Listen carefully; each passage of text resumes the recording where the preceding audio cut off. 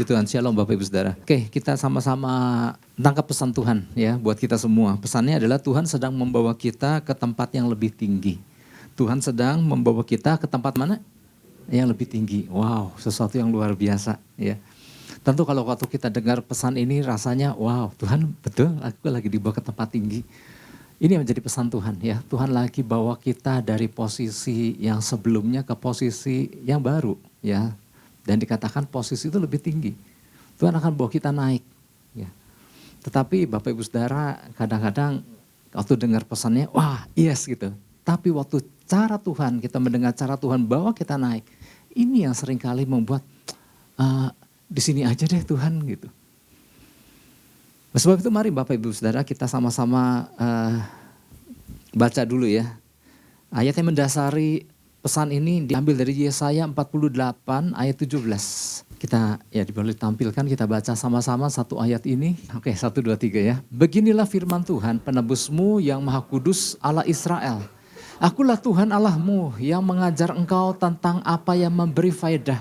Yang menuntun engkau di jalan yang harus kau tempuh. Ayat 18 kalian ya. Nah ayat 18 ini kita sering dengar. Sekiranya engkau memperhatikan perintah-perintahku, maka damai sejahteramu akan seperti sungai yang tidak pernah kering. Dan kebahagiaanmu akan terus berlimpah seperti gelombang-gelombang laut yang tidak pernah berhenti. Nah sampai situ dulu aja. Di latar belakang daripada perikop ini adalah ketika Nabi Yesaya ya. Ketika Tuhan melalui Nabi Yesaya menyerukan kepada bangsa Israel. Bahwa mereka, waktu itu bangsa Israel sedang ada di pembuangan Babel. Di situ Nabi Yesaya menyerukan bahwa mereka harus meninggalkan segala kebiasaan-kebiasaan pada waktu di Babel. Jadi artinya gini Bapak Ibu Saudara, enggak sedikit daripada bangsa Israel. Memang mereka rindu. Mereka rindu untuk keluar dari Babel. Mereka rindu untuk pulang ke tanah air mereka, ke kota Yerusalem. Tapi di satu sisi mereka kan lama kan tinggal di sana kan. Di satu sisi mereka udah terbiasa dengan kebiasaan-kebiasaan Babel. Mereka terbiasa dengan adat istiadat di sana. Bahkan kalau kita perhatikan di dalam perikop, sepanjang perikop ini kan cukup panjang. Di bagian awal, betapa bangsa Israel melakukan apa yang dilakukan oleh orang-orang Babel. Ketika orang-orang Babel menyembah berhala. Ketika orang-orang Babel menyembah dewa-dewa mereka. Ternyata gini, gak sedikit orang Israel turut ikut ambil bagian di situ. Nah, tapi disitulah Tuhan melalui Yesaya menyerukan kepada bangsa Israel untuk apa? Udah jangan lagi hidup dengan cara-cara yang seperti itu. Ya, udah hiduplah dengan seperti apa yang Tuhan inginkan. Karena gini, Tuhan punya rencana luar biasa kok buat bangsa Israel. Masih panjang perjalanan bangsa Israel, Tuhan mau pakai mereka gitu ya. Itulah sebabnya di perikop ini ada seruan-seruan bangsa Israel, teguran-teguran Yesaya kepada bangsa Israel ya. Nabi Yesaya menegur mereka untuk kembali pulang ke tanah Israel. Nabi Yesaya menyerukan mereka udah jangan hidup seperti bangsa Babel, tapi hiduplah mengikuti perintah Tuhan. Dan kemudian Tuhan punya rencana buat Tuhan mau pakai Israel menjadi saksi buat dunia. Wow. Ya. Nah dari situ Tuhan menguatkan mereka yang lemah supaya kembali percaya kepada janji-janji Tuhan. Kan mereka gak selama-lamanya Tuhan pada awal Tuhan membuang mereka. Tuhan kan berjanji bahwa mereka akan dibebaskan kembali suatu hari kelak. Ya. Tuhan ingatkan kembali tentang janji-janji Tuhan. Mereka disuruh bertobat, disuruh apa? Membaharui komitmen iman mereka. Membaharui bagaimana Tuhan panggil mereka. Ya. Jadi Tuhan punya cara lah di dalam mengeluarkan bangsa Israel. Ya, sehingga mereka kembali menjadi umat Tuhan. Ya, kenamaan terpuji dan terhormat. Nah Bapak Ibu Saudara, apabila kita perhatikan. Betapa Tuhan tuh begitu sayang sama umatnya. Betapa Tuhan itu sangat menyayangi Israel. Sekalipun mereka telah bertindak tidak setia, tapi Tuhan tetap setia kepada umatnya ini. Nah ini yang Tuhan bukan saja sekedar melepaskan Israel dari pembuangan, tetapi Tuhan berkata bahwa ia hendak membawa umatnya naik. Ayat yang mana Pak yang bilang naik? Nah ayat ini ayat 17. Ada yang menarik di sini, makanya perlu lihat bahasa aslinya ya. Beginilah firman Tuhan penebusmu yang maha kudus Allah Israel. Akulah Tuhan Allahmu yang mengajar engkau tentang apa yang memberi faedah. Ya, nggak salah dengan arti ini. Tetapi ternyata kalau dilihat dari bahasa aslinya apa yang memberi faedah itu ternyata menarik. Di dalam bahasa aslinya adalah Ya'al. Ya'al itu artinya untuk membawa, mengajar engkau, untuk menaikkan engkau. To ascend you. Jadi kalau di dalam bahasa Inggrisnya, I am the Lord your God who teaches you to ascend. Yang mengajari engkau untuk naik ke sebuah posisi. Untuk menaikkan posisimu. Wow, ini kan menarik ya, luar biasa ya. Bukti bahwa sebagaimana Tuhan ingin umat Israel maju. Tuhan ingin umat Israel udah jangan di situ aja. Inilah saatnya kalian keluar dan aku pakai hidupmu luar biasa. Seperti yang Tuhan sampaikan kepada bangsa Israel ketika pesan ini datang sama kita. Hal yang sama. Bahwa Tuhan gak mau kita ada di dalam satu posisi dan betah di satu posisi itu terus. Tuhan mau bawa kita naik. Yang mau katakan amin. Menarik ya, Tuhan mau mengajarkan kita bagaimana pindah ke posisi yang baru. Posisi yang baru adalah posisi ke suatu level yang baru. Wah, menarik ya. Siapa di sini yang ingin posisinya tetap sama terus? Oh enggak ada ya. Siapa yang pernah tinggal kelas dulu waktu di sekolah? Aduh, nggak usah jawab. Jadi artinya tentu kita tahu ya, seperti apa yang kita alami kalau ada dalam satu posisi yang sama terus kan nggak enak gitu ya. Ada istilah gini, pengen tahu makna 1 tahun. Seperti apa? Nah di situ tanyakan kepada mereka yang pernah tinggal kelas. Rasanya aduh lama sekali. Ya. Waktu itu kan ada beberapa istilah kan. Apa sih makna 1 menit? Tanyakan kepada mereka yang ketinggalan pesawat. Aduh cuman beda semenit, pintu ditutup gitu. Jadi artinya betapa 1 menit itu sangat bernilai sekali. Ya kembali lagi kepada sini. Meskipun bangsa Israel adalah orang-orang yang bandel, tegar, tengkuk. Namun Tuhan ingin mereka naik ke posisi di mana Tuhan bisa pakai mereka.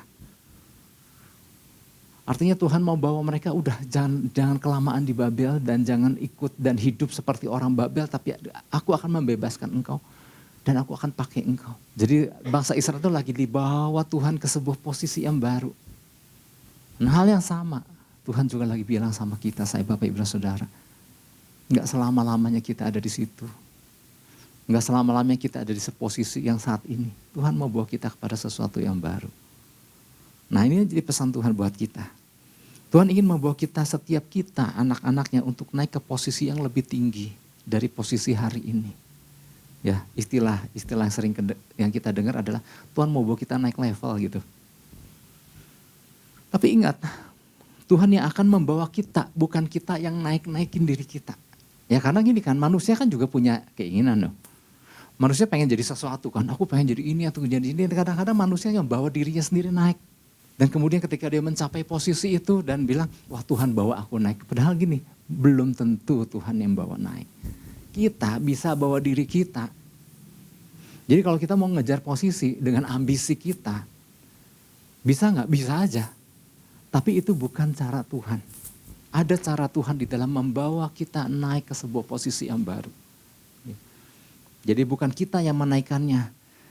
Tapi perhatikan baik-baik bahwa Tuhanlah yang akan menaiknya dan membawa kita dengan caranya. Ya. Nah cara Tuhan membawa kita naik, ini kadang-kadang caranya nggak enak gitu. Beda kalau kita yang bawa kita naik sendiri kan, kita pasti cari celah-celah enak. Kalau bisa dengan segala cara. Nah tapi kan bukan itu.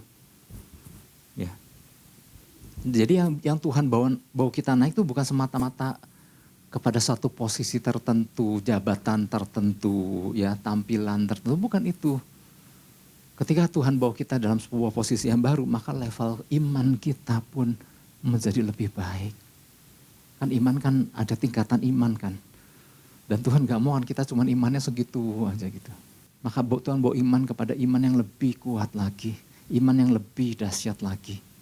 Terus apa lagi? Ya, posisi yang baru atau level yang baru adalah pengenalan akan Tuhan yang lebih matang lagi. Memahami apa yang disebut dengan kehendak Tuhan. Ya kan? Bukan yang berseru kepadaku Tuhan, Tuhan, tapi mereka yang melakukan kehendak Bapakku. Tuhan, bukankah aku mengusir setan-setan demi namamu? Bukankah aku menyembuhkan orang sakit demi namamu? Tapi Tuhan bilang, yang melakukan kehendak Bapakku.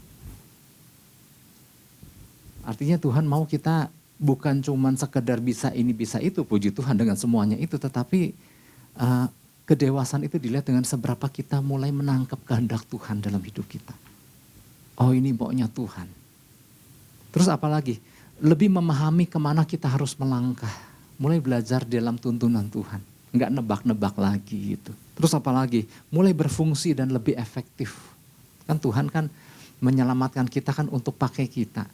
Untuk menjadi perwakilan sorga di bumi yang sering kita dengar. Nah, artinya waktu kita dibawa naik sama Tuhan, Tuhan mau kita lebih berfungsi lagi sebagai perwakilan sorga di bumi. Cara Tuhan bawanya itu yang kadang-kadang, aduh, kok susah sih Tuhan, kok gak enak banget sih. Ya. Jadi cara Tuhan bawa kita naik seringkali melewati sebuah situasi yang gak mudah, yang gak enak.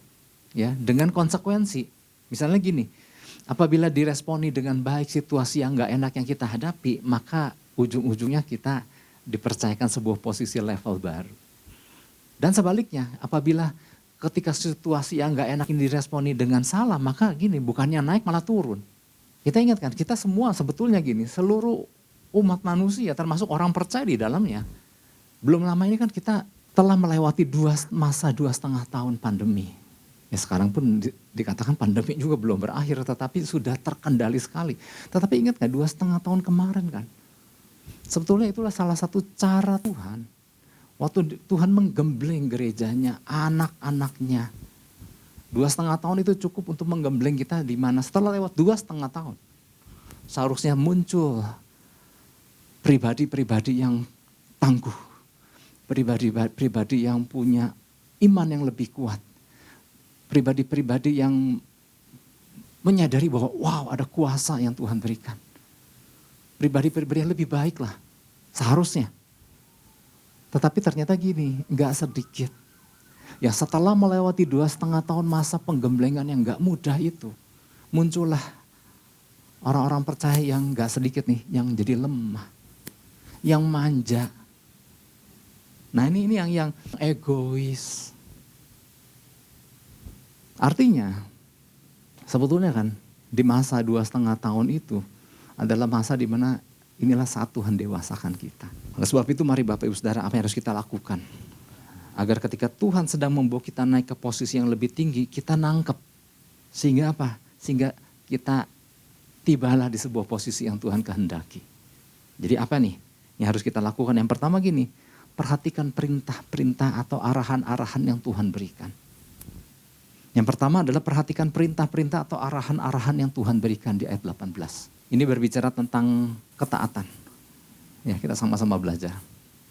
Yesaya 48 ayat 18 bilang begini, sekiranya engkau memperhatikan perintah-perintahku. Kan tadi ayat 17 kan, Tuhan akan mengajar kita untuk naik ke sebuah level baru. Sekiranya engkau memperhatikan perintah-perintahku, maka damai sejahteramu akan seperti sungai yang tidak pernah kering. Dan kebahagiaanmu akan terus berlimpah seperti gelombang-gelombang laut yang tidak pernah berhenti. Ayat ini bilang begini, sekiranya kita maksudnya, memperhatikan perintah-perintah Tuhan. Ya. Jadi ayat ini menegaskan bahwa naiknya posisi kita dan tercapainya sebuah kebahagiaan kan di sini kan. Sekiranya engkau memperhatikan perintah, maka damai sejahteramu dan kebahagiaanmu. Jadi ayat ini menegaskan bahwa naiknya posisi kita atau kebahagiaan yang kita peroleh hanya didapatkan apabila kita mau mulai memperhatikan perintah Tuhan. Oh ada perintah nih. Wah gimana caranya nih untuk kita, yuk kita bukan cuma perhatikan, dilihatin itu, tapi yuk mari kita lakukan. Mari kita lakukan. Ya. Nah keputusan itulah yang membuat kita berpindah posisi. Saya percaya bahwa setiap kita rindu untuk mengalami perubahan posisi dalam kehidupan. Ya. Nah apabila siap mengalami perubahan yang demikian, maka bersiap-siap untuk memperhatikan perintah-perintah Tuhan. Pesan-pesan Tuhan. Kan di Amsal 3 ayat 11 kan bilang begini kan. Hai anakku, janganlah engkau menolak didikan Tuhan. Dan janganlah engkau bosan akan peringatannya. Artinya Tuhan mau kita menjadi orang-orang yang teliti. Ada satu pesan nih. Ada satu perintah nih yang Tuhan berikan. Nah waktu kita memutuskan untuk ikut perintah itu. Sebenarnya kita sedang dibawa ke sebuah posisi baru. Ya. Mungkin kita pernah pergi ke sebuah tempat, ya, lagi jalan-jalan lah, tempat wisata di mana banyak anak tangga yang membawa kita, ada sesuatu di atas sana, tapi anak tangganya terlalu banyak. Nah biasanya di dalam situasi seperti ini, kalau kita datang mungkin dengan berkelompok, nah waktu kita mencoba naik, nah terbentuklah otomatis dua kelompok minimal. Yang satu adalah orang-orang yang memang excited pengen lihat apa sih yang ada di atas. Maka seberapa jauh itu anak tangga. Maka semangat karena pengen tahu ada sesuatu yang luar biasa di atas sana, pengen cepat naik. Tetapi kelompok yang satunya adalah yang kok capek sih gitu. Kok jadi berat nih kaki, panas nih dengkul gitu. Daripada susah-susah, mana panas lagi, mana kejemur. Udah balik lagi gitu. Gak sedikit Bapak Ibu Saudara yang orang ketika mulai menapaki sebuah anak tangga yang cukup jauh. Ada orang yang memutuskan, udah gini lah, mau jadi apa sih kita? Gini juga udah puas gitu. Akhirnya gini, perkataan-perkataan itu sebetulnya adalah untuk menghibur gini. Ya akhirnya gak bisa naik level. Tapi udahlah gini juga cukup. Ya, jadi orang percaya mah jangan ngoyo gitu. Kadang-kadang menghibur diri sendiri. Sehingga apa yang Tuhan rindukan gak nyampe. Ada kisah di Alkitab, kisah Abraham. Abraham punya pilihan kan. Waktu Tuhan berkata, Abraham, bawalah anakmu yang satu-satunya itu naik ke gunung untuk dipersembahkan sebagai korban. Ya sebagai seorang ayah, Abraham merasakan berat hati. Udah nunggunya susah, ini Ishak.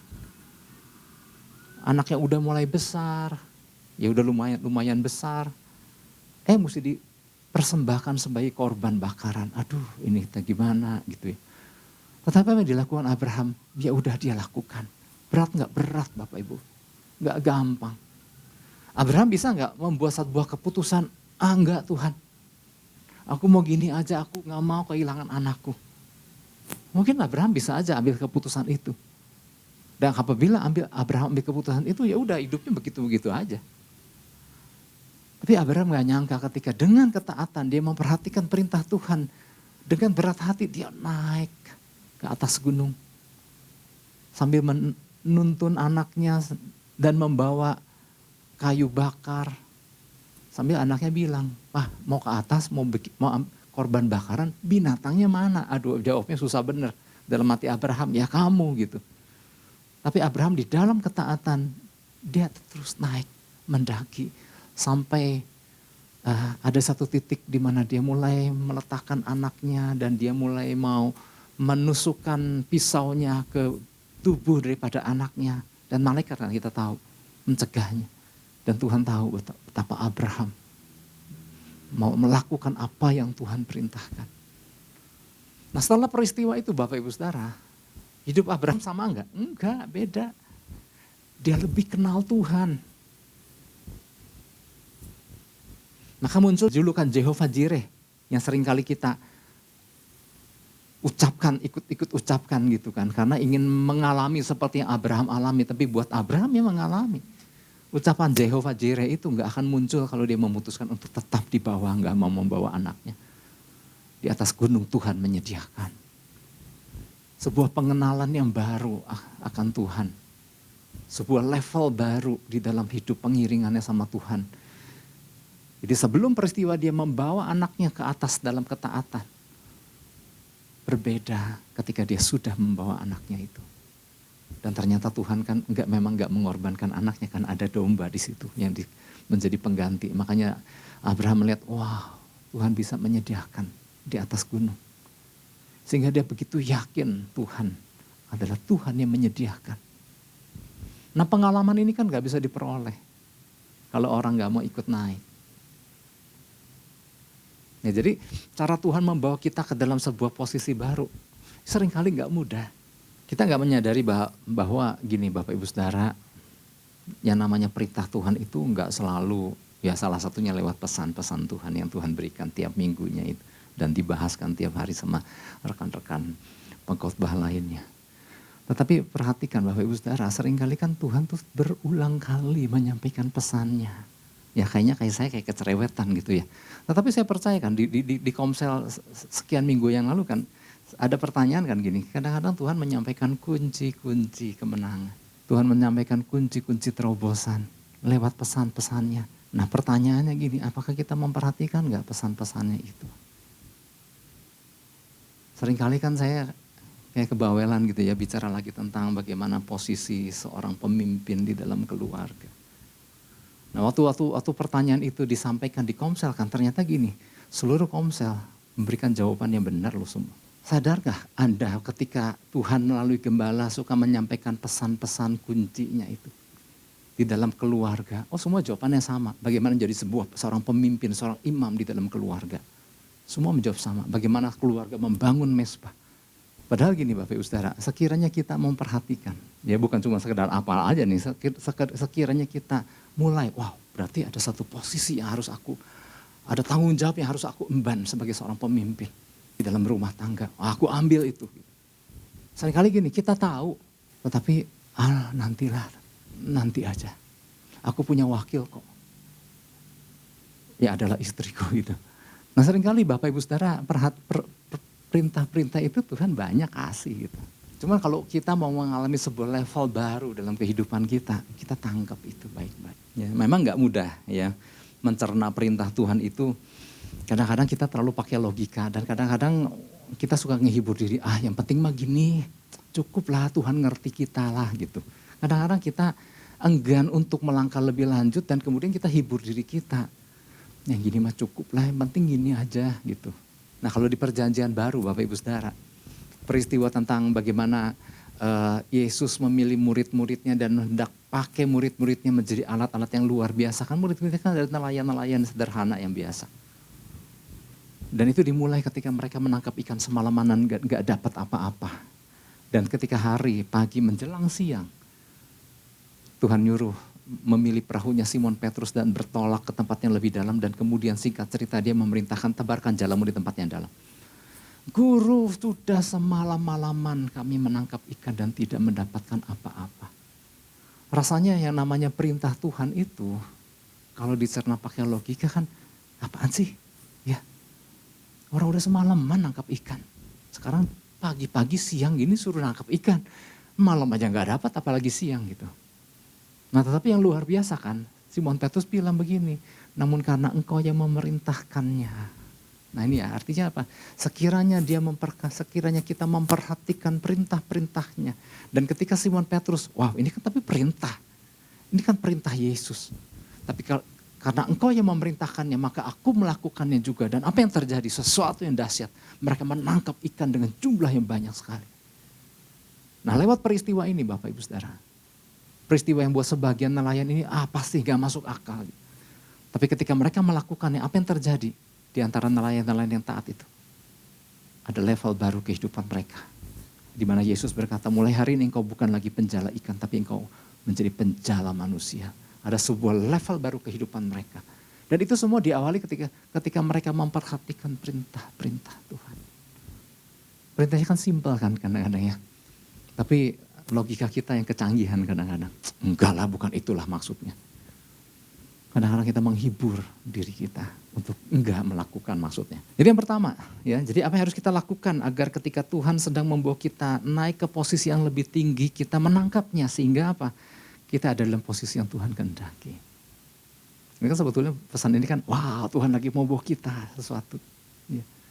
Dan Tuhan mau kita menanggapinya dengan waktu kita naik. Lewat pesannya Tuhan memberikan sebuah ilustrasi bahwa wah dengan sukacita kita naik meskipun nanjak. Tapi kita tahu karena Tuhan yang membawa kita nanjak maka ada sukacita. Itu yang pertama. Yang kedua. Yang pertama perhatikan perintah-perintah dan arahan-arahan yang Tuhan berikan. Ya, bicara tentang ketaatan. Yang kedua perhatikan kondisimu. Jangan puas dengan kondisi hari ini. Ini berbicara tentang perubahan. Iring Tuhan adalah, ya ini bicara buat kita semua saya Bapak Ibu Saudara. Iring Tuhan adalah sifatnya terus berubah progresif ya, ya artinya semakin naik. Kan Tuhan bilang kan, Tuhan bawa kita makin hari makin naik, bukan turun menjadi kepala, bukan menjadi ekor. Artinya Tuhan mau kita berjalan ke grafik yang terus makin hari makin naik. Yesaya 48 ayat 20 bagian A aja. Di situ ada kalimat singkat ya, kalau baca depannya aja. Keluarlah dari Babel, larilah dari Kasdim, itu aja. Jadi di satu sisi bangsa Israel berseru sama Tuhan kan. Selama ini kan mereka, waktu mereka di pembuangan kan banyak bangsa Israel yang berseru sama Tuhan. Tuhan, kapan kami keluar? Kapan kami bebas dan pulang ke tanah air kami? Dan Tuhan kan kasih jawaban kan sama lewat nabi-nabinya kan. Salah satunya Nabi Yesaya. Yuk dalam waktu dekat aku akan mengeluarkan engkau dari pembuangan dan membawa engkau pulang gitu. Tapi ada satu perintah di sini, keluarlah dari Babel, larilah dari Kasdim. Kenapa Tuhan ada perintah gitu melalui Yesaya? Artinya gini, di satu sisi mereka pengen pulang ke tanah air, di satu sisi mereka terlalu dalam dengan adat, istiadat dan budaya Babel termasuk penyembahannya. Nah artinya gini, bangsa Israel kan gak bisa pilih dua-duanya kan. Di satu sisi pengen pulang, pengen iring Tuhan, tapi di satu sisi mereka kakinya nginjak Babel. Udah kelamaan di Babel dan udah membudaya. Artinya gini, harus ada satu keputusan. Bahwa kita nggak bisa ada di dalam dua posisi. Kita harus tinggalkan yang lama untuk melangkah ke posisi yang baru. Ada sesuatu yang harus kita tanggalkan. Ya, kita nggak bisa pilih, aduh ke sana enak, ke sini juga sebetulnya enak juga sih Tuhan. Nah, tapi harus ada keputusan yang harus kita ambil, ya. Mereka udah rasa nyaman kan dengan segala adat istiadat Babel. Ya, saya menyuruhkan apabila mereka ingin mengalami perubahan hidup. Ya, hidup yang mengalami berkat dan kebahagiaan kan kalau di ayat tadi 18 itu. Seperti yang Tuhan janjikan, maka mereka harus berani mengambil tindakan bersegera untuk keluar dari Babel, dari lingkungan Babel. Artinya mereka harus mengambil keputusan untuk menggeser posisinya. Kadang-kadang kan gini, saya misalnya di sini nih, posisi ini ya. Bangsa Israel di posisi ini, lihat sini tuh. Bangsa Israel ada di sini. Tuhan pengen keluar, Tuhan pengen keluar. Nah lewat pesannya, Tuhan melalui Nabi Yesaya bilang, ayo yuk keluar melangkah dong, tinggalkan Babel. Tapi yang terjadi bangsa Israel gini, Tuhan aku pengen pulang, kayak pengen pulang. Yang Tuhan inginkan adalah gini, yuk tinggalkan Babel. Pulang. Nah ini sebenarnya kan mirip kisah Lot. Di Alkitab kan, di awal, di kejadian itu kan. Di zaman Abraham. Lot kan awalnya iring Abraham. Ya, kemanapun Abraham pergi, Lot ada di situ. Ketika Abraham membangun mezbah, Lot ada di situ gitu ya. Artinya gini, nilai-nilai yang ditinggalkan Abraham, nilai-nilai kebenaran yang ditinggalkan Abraham tuh sedikit banyak tuh ada pada Lot. Makanya ketika Lot disuruh suatu ketika ya mereka harus berpisah dan Lot diberikan kesempatan untuk memilih tempatnya akan dia pilih selanjutnya karena mereka harus berpisah kan rombongan Lot dengan rombongan Abraham. Lot memilih wilayah dataran Yordan kalau nggak salah, di mana di dalamnya ada kota Sodom dan Gomora. Dan akhirnya berpisahlah dia dengan Abraham, karena Abraham bilang kalau engkau ke kiri aku ke kanan, kalau engkau ke kanan aku ke kiri. Nah, maka menetaplah Lot bersama istri dan anaknya, 2 anaknya itu di Sodom. Alkitab mencatat bahwa awalnya Lot itu menderita tinggal di Sodom. Bayangkan, ini kan yang gak pernah dia lihat kan. Ya ampun, orang Sodom, bersodomiria gitu. Melakukan praktek sesama, sejenis. Di situ Lot yang biasa bersama-sama dengan Abraham membangun mezbah dengan Tuhan.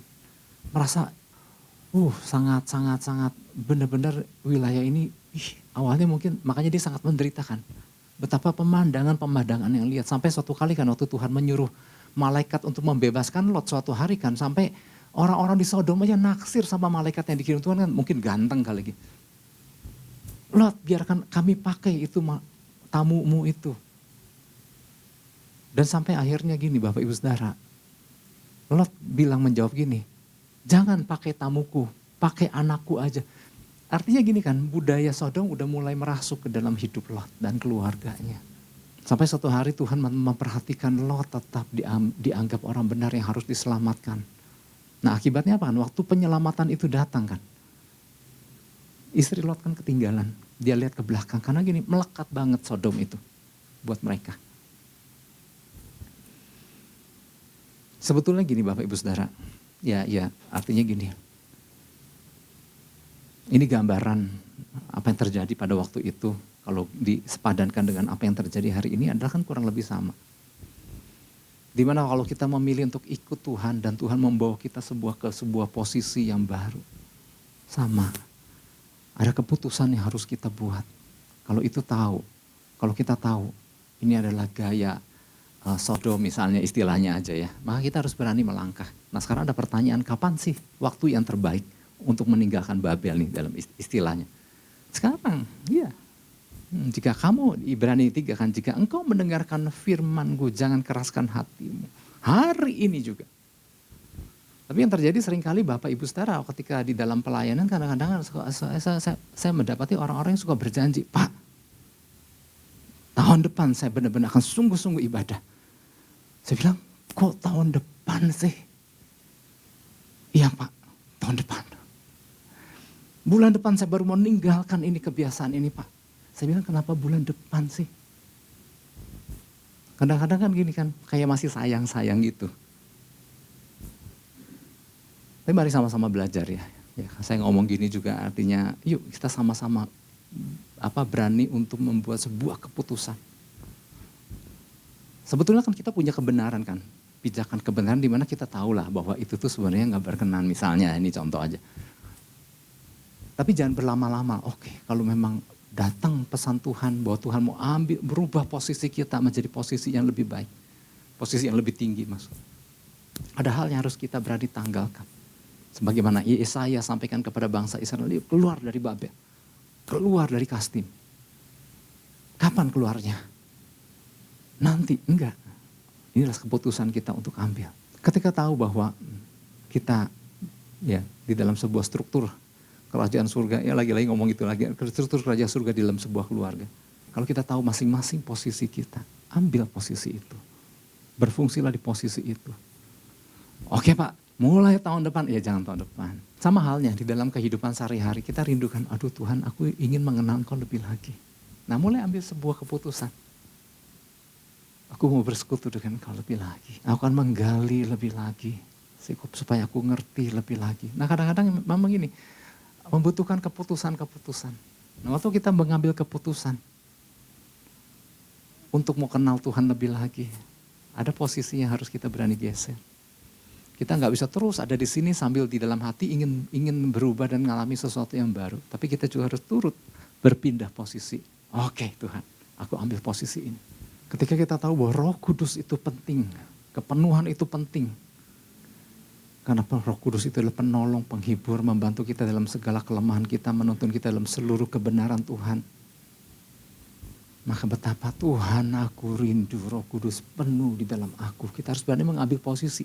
Kadang-kadang kita rindunya kan rindu banget Pak. Tapi ada di posisi terus. Ini yang sama, yang lama terus. Tapi mari ambil sebuah posisi yang baru. Tuhan aku ingin penuh.